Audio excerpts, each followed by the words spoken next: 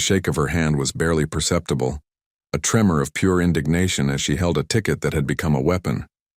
"They told us we weren't getting on," the young woman stated, her voice tight with controlled anger. That simple denial, issued by a petty gatekeeping agent, wasn't just about missing a flight. It was the moment they decided to hold an entire system accountable. Neither of them knew that a single text message, a single coded notification sent from this cold, metal bench, would trigger a chain reaction that would ground every jet of GlobalStar Airways and expose a decades-old, systemic disease of prejudice. Before we dive into this unbelievable story of quiet fury and overwhelming corporate power, let me know where you're watching from. Drop a comment below. And if you believe in standing up for justice against all odds, smash that like and subscribe button. You don't want to miss a single story that peels back the curtain on the truth in our society. It was a crisp, clear morning in the American Midwest, the kind of weather that makes air travel seamless and almost poetic. The sky over O'Hare International Airport in Chicago was a flawless pale blue, a vast canvas that offered no hint of the storm that was about to break inside the gleaming terminal. 17-year-old identical twins, Elara and Kaelen Vance, stood patiently in the long check-in line for GlobalStar Airways. They were honor students from the prestigious Crestwood Academy, and their trip to Los Angeles was a reward, a weekend film workshop they'd earned. Beneath their composed, slightly nervous teenage exteriors, a current of excitement flowed. It was their first major trip without adult supervision, a milestone of freedom. What the thousands of travelers rushing past couldn't possibly know was the identity of their intensely private father, Dr. Julian Vance. He wasn't just a concerned parent. He was the newly appointed chairman of the board for GlobalStar Airways' parent company, Aeronova Group. He had deliberately kept his new, powerful role private, a calculated move to observe the company's true culture, untouched by the artificial deference his title would command. The twins held first-class tickets. Dr. Vance had booked them not as a display of privilege, but for the practical reasons of comfort and security.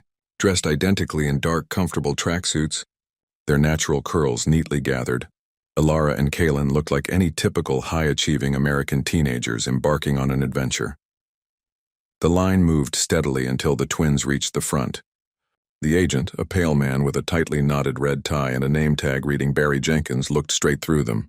"Next," he called, his eyes already fixed on the businessman behind the two young black women. A middle-aged white couple, assuming the twins weren't actually in line, stepped around them. Barry immediately processed their tickets with an overly friendly smile. "A sunny weekend in Santa Fe? Excellent choice this time of year." Kaelen cleared her throat, a polite, firm sound. "Excuse me, sir. We were next." Barry's smile evaporated. His gaze finally settled on them, cold and assessing. "You'll wait your turn," he snapped, continuing the small talk with the couple he was currently assisting. Elara's patience, always her stronger trait, began to fray. "We have been standing here for over 15 minutes, she stated, her voice quiet but firm. Barry's jaw tightened. "I will be with you when I am ready. Do you understand?" The twins shared a brief, familiar glance. This was the invisibility play, the quiet, calculated form of dismissal they knew all too well. They waited as Barry meticulously overserved the couple and two more white passengers, constantly shooting glances at the twins, a subtle, contemptuous sneer visible on his face. Finally, he motioned them forward. "Tickets and ID," he barked, avoiding eye contact. Elara presented their first-class boarding passes and student IDs. Barry's eyebrows shot up. "First class? Are you certain you're at the correct line?" His tone suggested their presence was a statistical anomaly, a coding error. "Yes, sir. Our father purchased them. We are visiting a film workshop in L.A., Kaelen explained calmly. Barry picked up the passes between two fingers, as if handling toxic waste. "These don't appear correct. Where did you obtain these?" The implication was not subtle. He suspected fraud. "They were purchased directly from the airline," Elara insisted, her voice now edged with steel. "Is there a problem you need to articulate?" Barry sighed dramatically. "I need to verify these and require additional identification. Student IDs are insufficient for this class of ticket. We are 17, Kaelen explained. Our father was assured student IDs were sufficient for domestic travel when he booked. Then someone assured him incorrectly, Barry said, his tone dripping with false authority. "Wait here." He vanished into a back office, taking their IDs and passes. The twins stood in awkward silence for nearly 10 minutes, the sounds of muffled laughter occasionally drifting from the office. When Barry returned, he dramatically slapped down 2 new passes and their IDs. "System error," he announced to the growing crowd. "You have been reassigned to Economy Gate 41. Boarding has already begun." Elara's eyes darted to the passes. "These are not the seats we booked. We had first class." Barry leaned in, his voice dropping to a theatrical whisper. "Look, I don't know what kind of game you're playing, but certain people need to understand that first class is not for everyone. Be grateful you're getting on the plane at all." His emphasis on certain people hung in the air like poison. Kaelen opened her mouth, but Elara's warning grip on her arm stopped her. They had been taught that righteous anger from young black women was always weaponized against them. "We need to speak to a supervisor, please," Elara said, her voice trembling slightly. "Supervisor is busy. Take your complaint to the gate next," Barry snapped, already waving at the passenger behind them. Humiliated, the twins walked away. They decided against calling their father, remembering his crucial all-day board meeting. They would handle it at the gate. As they hurried toward security, they missed Barry on the phone, a small, smug smile on his face. "Yeah, it's Barry. 2 black teenagers trying to board first class. I bumped them. They're heading your way. Keep an eye on them. Something felt off." The security checkpoint was a slow-motion nightmare. White passenger after white passenger flowed through standard screening. Then came their turn. "Randomly selected for enhanced screening," announced TSA agent Brenda Hayes, her smile tight and insincere. The twins were directed to a separate lane. "Is this necessary?" Kaelen asked, already losing time. Brenda's expression hardened. "Are you questioning security protocols? Because I can make this a lot harder." Her hand instinctively touched her radio. They complied, emptying their bags. Brenda was deliberately rough, scratching Elara's laptop. "If you're worried about property, maybe you shouldn't fly," she sneered. She then proceeded to manhandle their carefully folded clothing, flipping through personal journals and spilling prescribed asthma medication onto the dirty table. While this was happening, a second agent performed a deeply invasive and humiliating pat-down. Nearby, Brenda chuckled and announced loudly, "Always have to check these elaborate hairstyles. You wouldn't believe what people try to hide in there." A young white man in line began recording. Instantly, a supervisor materialized, forcing him to delete the video. "This is wrong," the man protested. He complied, shooting the twins an apologetic, helpless look. By the time the ordeal was over, 40 minutes had been wasted. Their belongings were shoved back carelessly. "Better hurry," Brenda said with mock concern. "Gate 41 is strict on boarding times." Still reeling, the hungry twins stopped at the Skyway Grill, an upscale airport bistro. The hostess, a blonde woman named Michelle Grant, looked up from her phone. Her welcoming smile dissolved when she saw them. "How many?" she asked, her tone flat. "2, please," Elara replied. Michelle checked her tablet with a grand show. "We have a 45-minute wait." Kaelen pointed to 4 clearly visible empty tables. "But there are available tables right there." Michelle's lips tightened. "Those are reserved," she snapped. "Your website says first come, first served, no reservations," Elara countered, pulling up the page on her phone. "The website is outdated." Michelle's face flushed. As if on cue, a white couple walked in behind the twins. Michelle's face lit up. "2 right this way." She instantly led them to one of the supposedly reserved tables. Kalen's patience evaporated. "Excuse me, we were here first." The manager, Mr. Douglas Reed, approached instantly. "Is there a problem here, Michelle?" "These girls are causing a disruption," Michelle said quickly. "We are not being loud," Elara objected. "We simply want to be treated fairly." "If you continue to make a scene, I will call security," Mr. Reed threatened, his tone suggesting they were dangerous. "We reserve the right to refuse service to disruptive individuals." The message was clear. As they turned to leave, heartbroken, a server named Marisa Lopez rushed toward them, glancing nervously at the manager. She quickly pressed 2 food court vouchers into Elara's hand. "Wait, I saw what happened," Marisa whispered, her eyes wide with fear and frustration. "It happens all the time. They always do this to black customers. If you file a complaint, I will be a witness. Here's my number." She typed her contact information into Elara's phone and hurried away. It was a tiny act of courage, a spark of hope. Maybe we're not completely alone, Kaelen murmured. They now had a witness. Armed with their vouchers and a renewed resolve, the twins found a customer service desk and managed to get their boarding passes corrected back to first class. Again. No apology was offered. They approached Gate 41 with cautious optimism. The gate agent, a middle-aged white man named Ethan Powell, was scanning passes. His smile vanished instantly when he saw them. There seems to be an issue here, he announced loudly, drawing immediate attention. Please step aside while I verify these. Kaelen was furious. What problem? Our seats have been changed twice. The customer service desk just confirmed them. Ethan demanded their IDs. He inspected them with exaggerated theatrical scrutiny, holding them to the light, all while processing other passengers without a glance. These don't look legitimate, he finally declared. Student IDs can be easily fabricated. Elara had finally had enough. Which specific protocol requires you to scrutinize our official school IDs while barely glancing at every other passenger's documents?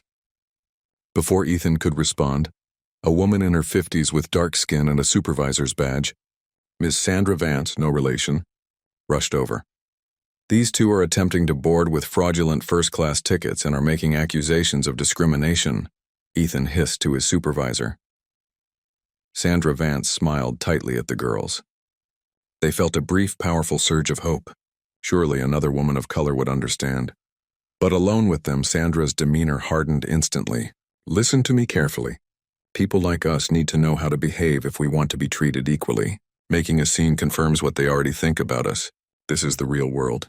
She stared them down. You need to be twice as polite, twice as patient, twice as perfect. Now board, and consider this a warning. The betrayal from a potential ally was a physical blow. They were defeated, yet they walked onto the jet bridge. But the ordeal was not over. A tall, uniformed agent, Gregorio Reyes, blocked their path. I'm going to need you two to step aside. System alert. Suspicious activity. They waited while every last passenger was waved through. Then Gregorio approached, a triumphant smirk on his face. I'm afraid there's been a development. The flight is now completely full and overbooked. Your seats have been reassigned to passengers in good standing. That's impossible. We have confirmed first-class tickets. Elara cried, her voice breaking. Airline policy, Gregorio countered. Security concerns and overbooking. Both conditions apply. At the sound of the word discrimination, Gregorio reached for his radio. Security to JetBridge 41 passenger issue. Two large guards materialized, hands near their weapons. The final crushing lie was delivered by one of the guards. The computer randomly selects passengers for denial of boarding. Kaelen pulled out her phone. I'm recording this. We have been systematically discriminated against. The guard's hand shot out. Recording security procedures is prohibited. I'll confiscate that device. The threat hung in the air. Detention. It would mean missing the trip and being completely at the mercy of the system. Fine, Elara said, placing a hand on her sister's arm. We'll leave. But this isn't over. Under the watchful eyes of the guards, the twins were escorted away from the gate. As the sounds of their flight preparing for departure reached them, Kaelen finally broke down. We have to call Dad now, she whispered, tears of pure frustration streaming down her face. This time, Elara didn't argue. She pulled out her phone, opened her contacts, and under the name Dad, she sent a single coded text message. Green. Green. That was the signal. That single unassuming word was the code their father, Dr. Julian Vance, had set up specifically to be used only if his daughters faced a systemic, discriminatory challenge he needed to address personally. And as the story continues, you will see how that one word, sent from a quiet bench in O'Hare, brought the multi-billion-dollar operation of GlobalStar Airways to its knees. Have you ever reached your breaking point when facing injustice? Comment, in silence no more. If you believe there comes a time when staying quiet is no longer an option, if you're outraged by what these young women endured, hit that like button to show your support for standing up against discrimination. And don't forget to subscribe for the shocking second part of this story, where we reveal how a father's quiet rage led to the most expensive act of customer service in aviation history. What do you think Dr. Vance will do next? Let us know your predictions. Seated on a cold airport bench, far from the warmth of first class, Elara finally reached for her phone. Her hand was steady now, fueled by a focused, terrifying clarity. "He's in that board meeting, remember?" Kaelen muttered, the exhaustion in her voice confirming that the trivial rules of corporate etiquette no longer mattered. "I know," Elara replied, her voice barely a whisper of steel. "But this has gone far beyond what we can handle ourselves." She pressed the call button. To their disbelief, Dr. Julian Vance, the chairman of the board, answered instantly. "Elara, Kaelen, everything okay, sweethearts?" His deep voice, usually so comforting, now sounded strained. The controlled breathing heavy over the speaker. For the next several minutes, the twins recounted their journey through O'Hare, the calculated contempt of Barry Jenkins at check-in, the humiliating inspection by TSA's Brenda Hayes, the blatant denial of service by Michelle Grant and Douglas Reed at the bistro, and the crushing finality of Ethan Powell and Gregorio Reyes at the gate. When they described their first-class passes being revoked, restored, and then taken away for good, they heard a sound from the background, not just a pen snapping, but the distinct, sharp crack of something breaking under extreme pressure. "Dad," Kaelen ventured when they'd finished. "Are you still there?" "I'm here," Dr. Vance replied, his voice unnaturally calm, utterly devoid of emotion. "You got the names of everyone involved?" "Yes," Elara confirmed. "We wrote down names and badge numbers." "Good," he said. "Very good." Then, after a pause that stretched into an eternity, the man who held the fate of one of the nation's largest airlines in his hands finally spoke his truth. "Girls, there's something I need to tell you, something I should have told you before you left. The reason I was so insistent about you flying GlobalStar, the reason for the first-class tickets." He took a deep, deliberate breath. "I am the new chairman of the board for GlobalStar Airways." Stunned silence. "You're what?" Kaelen finally managed the word a disbelieving gasp. "I was appointed 6 weeks ago," Dr. Vance explained. "The board brought me in to fix the systemic issues. But I wanted to assess the airline's culture authentically, without my position influencing how staff behaved. That's why I kept it quiet." Elara's voice was tight with controlled fury. "So the whole time we were being treated like this? We were the chairman's daughters, being discriminated against by people who had no idea who they were truly dealing with?" "Precisely," Dr. Vance confirmed. "Don't move. Stay exactly where you are. I'm implementing emergency protocol alpha right now. You'll see what that means very shortly. Keep your phone on and record everything that happens from this point forward." The line went momentarily silent as they heard their father issuing rapid commands to his team. When he returned to the call, his voice had the clean, cutting edge of a man controlling a multi-billion-dollar crisis. In about 2 minutes, he instructed, "You're going to start getting calls from airline executives. They're going to offer you private jets, helicopter transfers, luxury suites. Don't accept anything. Tell them you're waiting for my direct instructions only. Do you understand?" "Yes," the twins replied in unison. True to his word, within a minute, Elara's phone rang. Caller ID, GlobalStar Airways Executive Office. Then Kalen's phone. Panicked, obsequious voices offered every imaginable luxury. Following their father's instructions, the twins politely but firmly declined every single offer.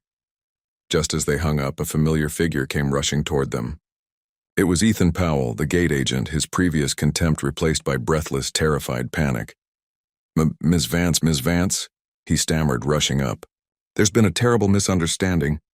We've arranged a private corporate jet to take you to LA immediately, if you'll just come with me." "No, thank you, Mr. Powell," Elara replied coolly. "We're waiting for direct instructions from our father." The mention of their father clearly triggered something in Ethan, and his panic curdled back into a petty rage.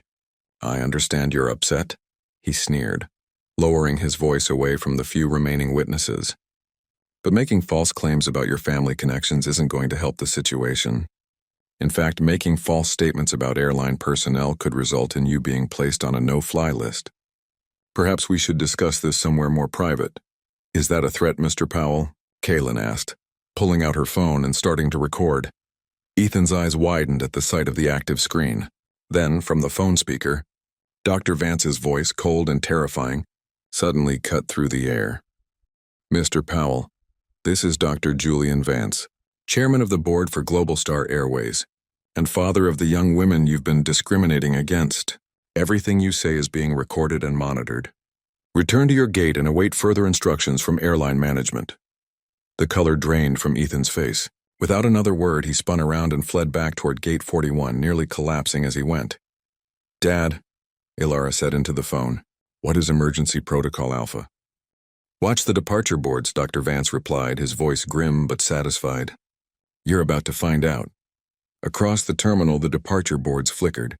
Then, like a ripple effect across the digital sea, flight after flight belonging to GlobalStar Airways began showing the same status update.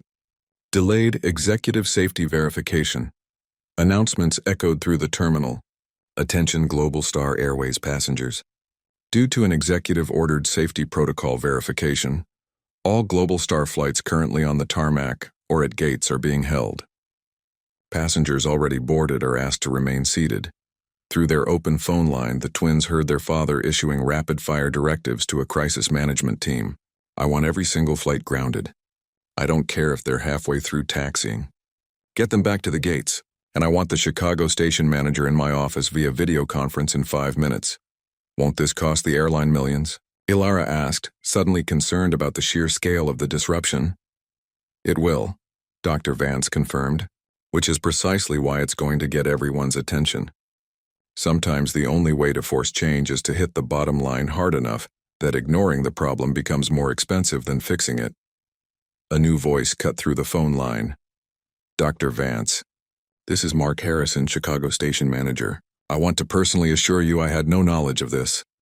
Save it, Mark, Dr. Vance replied, cutting him off. I want every employee who interacted with my daughters today in my virtual office in the next 10 minutes. Everyone, check-in, TSA, restaurant staff, gate personnel. Find a way, Mark, because until I see all of those faces on my screen, every GlobalStar plane stays exactly where it is. As the conversation continued, a small group of airport management personnel approached the twins. Excuse me, the lead manager, Pamela Reed, Terminal Operations Director, said, her professional smile strained. We need to ask you to move. You're causing a disruption. We're sitting quietly on a bench, Kaelen challenged. How exactly are we causing a disruption? We've received reports that your presence is connected to the operational issues, Pamela insisted. You want to remove us because we're black teenagers who have been discriminated against? Elara translated bluntly, holding up her phone where the call was still active. This is Dr. Julian Vance, chairman of the board for GlobalStar Airways. Would you like to explain to him why you're trying to hide the victims of discrimination, rather than address the discrimination itself? The color drained from Pamela's face. The Dr. Julian Vance? The very same, Dr. Vance's voice confirmed from the speaker. I suggest you focus your efforts on gathering the personnel I've requested, rather than harassing my daughters further. With mumbled apologies, the management team scattered. News crews, initially drawn by the grounding, were now focused on the story of the 2 teenagers on the bench. The consequences of simply seeking dignity were unfolding around them. Far away, in the luxurious Manhattan office of GlobalStar's largest investor, Mr. Reginald Thorne slammed his hand on his granite desk. He did what? He roared. The stock is down 12% and falling. Thorne, who had vehemently opposed Dr. Vance's appointment, saw his opportunity. He immediately moved to convene an emergency board meeting, scheduling it for 3 hours away. He called his trusted ally, Ms. Cynthia Wells, VP of Operations. Cynthia, get to O'Hare now. Jackson's daughters are still there. I need them isolated and contained. Offer them the VIP treatment, anything, but get them somewhere private where they can't talk to the press or post on social media. Frame it as protection from the chaos their father has caused. His next call was to the IT director, Alan Cox. Alan, I need everything those girls have done today erased. Security footage, ticket records, everything. Make it look like a system glitch. A comprehensive counteroffensive began. The PR team seeded stories about disruptive teenagers.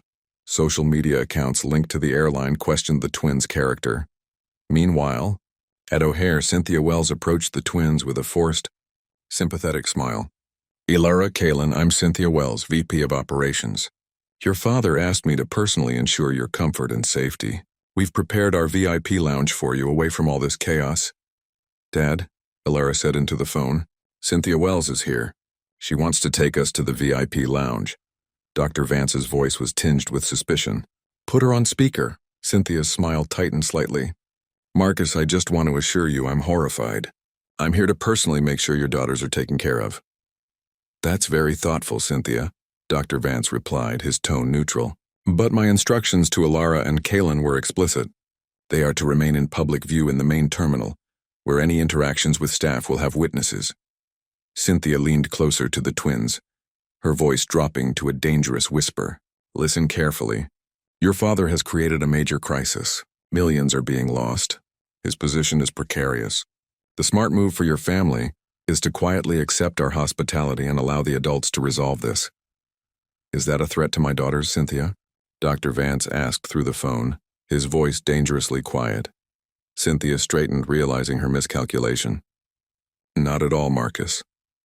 Then you'll understand why they're staying exactly where they are, Dr. Vance replied. And Cynthia, the next time you attempt to intimidate my children, clear out your office first. It will save you a trip back to collect your things later. The line went dead. Did Dad just fire her?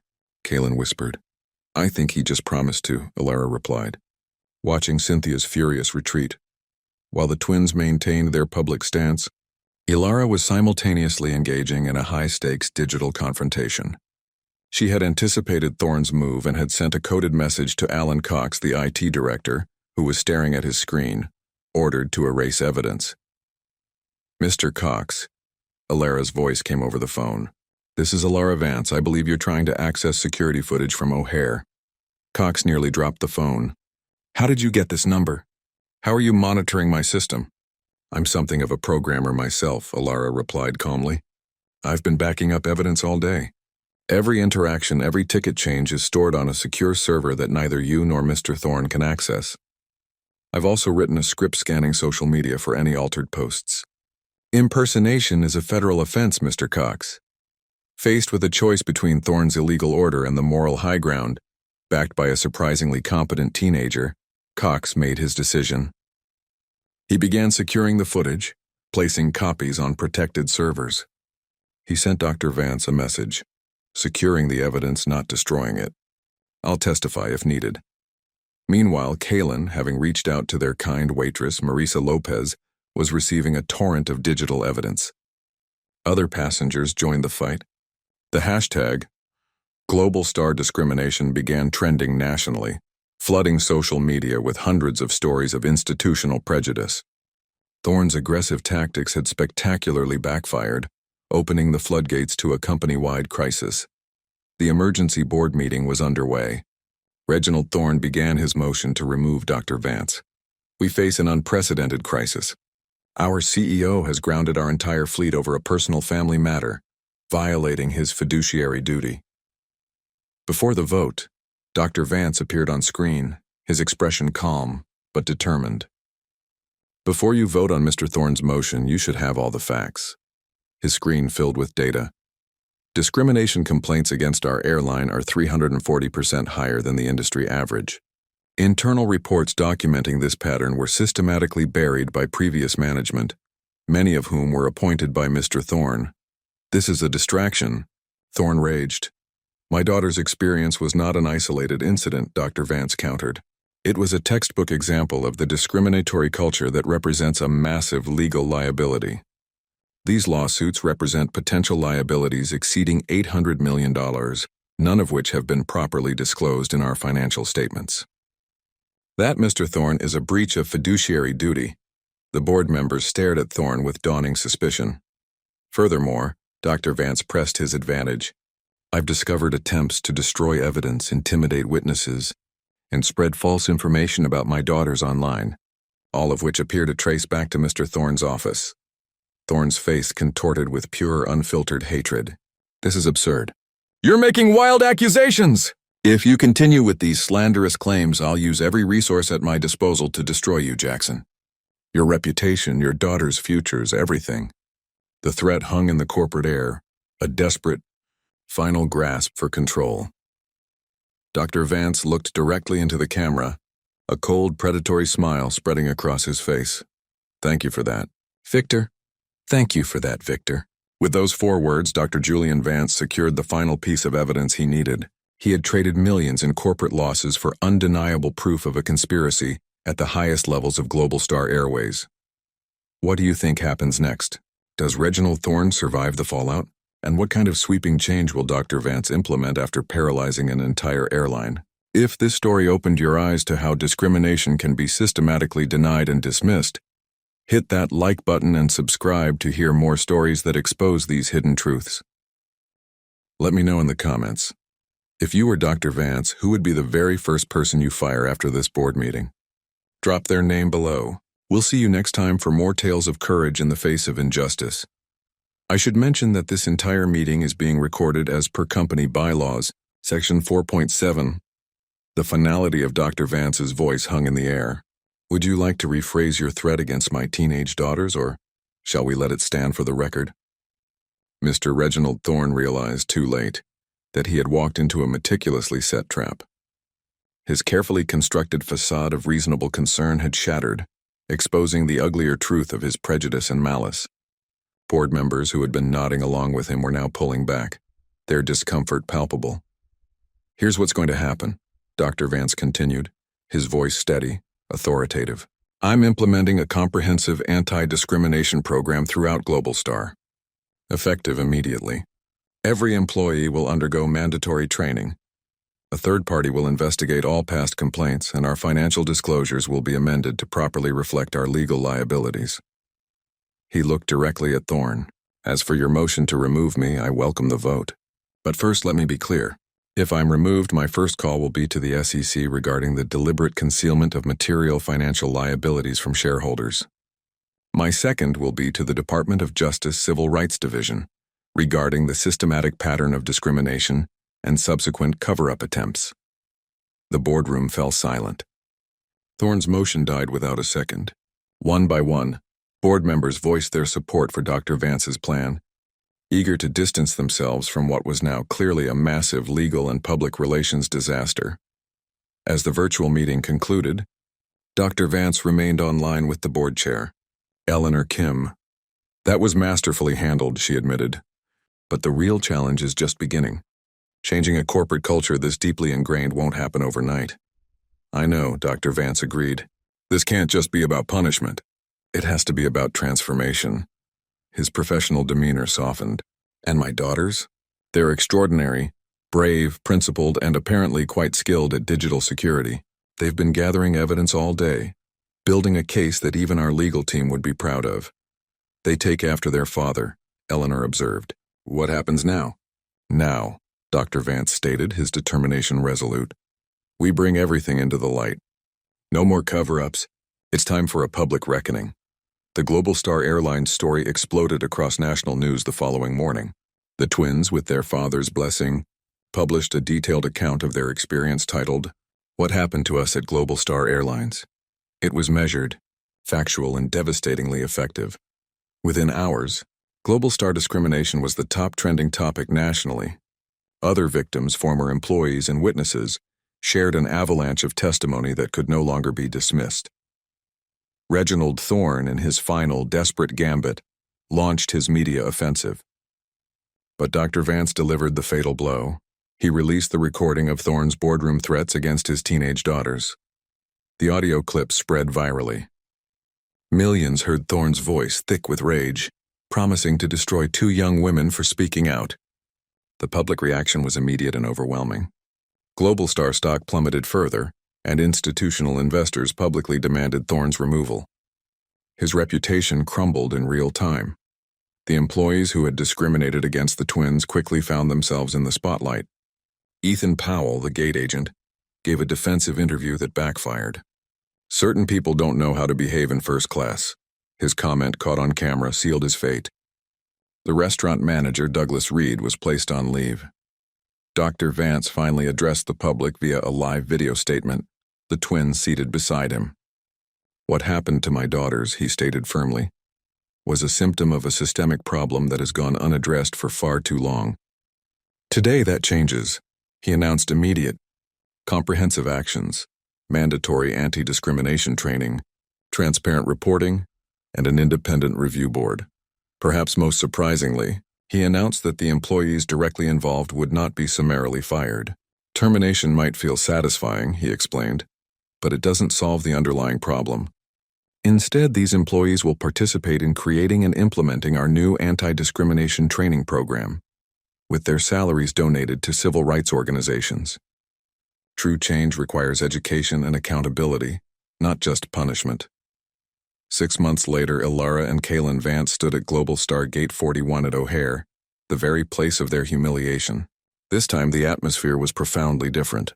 The gate agent, a young South Asian woman named Priya Sharma, checked their passes with a warm, easy smile, treating them with the casual efficiency afforded to every passenger. This ordinary, unremarkable interaction was the measure of their victory. They boarded the aircraft. The transformation of GlobalStar had been remarkable. Dr. Vance had created the Accountability Council, forcing employees like Ethan Powell and Supervisor Sandra Vance to sit alongside civil rights experts and former victims. The early meetings were painful, but over time, genuine transformation emerged. Sandra Vance, in particular, had her breakthrough when a young flight attendant described being told to tone down her natural hairstyle. "I said those exact words to a new hire last year," Sandra admitted, her voice breaking. "I was just perpetuating the same system that I had to fight against." The airline implemented the most comprehensive anti-discrimination program in the industry. Financial analysts had predicted disaster, but customer satisfaction scores soared. Several major corporations switched their travel contracts to GlobalStar, citing its ethical leadership as aligning with their own corporate values. As the plane approached Los Angeles, the captain's voice came over the intercom. "On behalf of myself and First Officer Rodriguez, as well as our cabin crew, led by Supervisor Sandra Vance, thank you for flying with us today." Sandra appeared from the forward cabin and paused beside the twins. "Elara, Kaelen," she said quietly, "I wanted to thank you personally. What you did changed this airline." "It changed all of us." "It wasn't easy," Elara agreed, "but necessary things rarely are. I told myself I was helping you by teaching you to accept discrimination," Sandra whispered. "I was wrong, and you showed me that." As the aircraft touched down smoothly, Elara reflected on their father's prophetic words. "Transformation comes through fire. The systems that need changing most will fight hardest against that change. But if you stand firm in your truth, you create the possibility for something better to emerge from the ashes." They stepped off the aircraft into their future, forever changed by their past but not defined by it. They had secured not just their moral standing, but had shown the world a powerful lesson. Discrimination wasn't just morally wrong, it was bad business. The story of Elara and Kaelen Vance offers powerful lessons that resonate far beyond an airport gate. It proves that what appears as an isolated incident is often a symptom of deep systemic prejudice. But most importantly, the story challenges the false dichotomy between ethics and economics. GlobalStar became stronger, more profitable, and more respected precisely because it confronted its biases rather than hiding them. This wasn't about punishing individuals. It was about transforming a system. What moments in your life have you witnessed discrimination and wished you could make a difference? Have you ever been in a situation where speaking up seemed impossible but necessary? Comment below with your experiences or thoughts on how we can all contribute to creating more equitable systems in our daily lives. If this story resonated with you, please hit that like button to help others find it, and subscribe for more powerful narratives that explore important social issues. Share this video with someone who needs to understand that individual courage can spark systemic change. Thank you for listening to Elara and Kaelen's journey. Remember, transformation begins with those brave enough to stand in their truth. May we all find that courage when it matters most.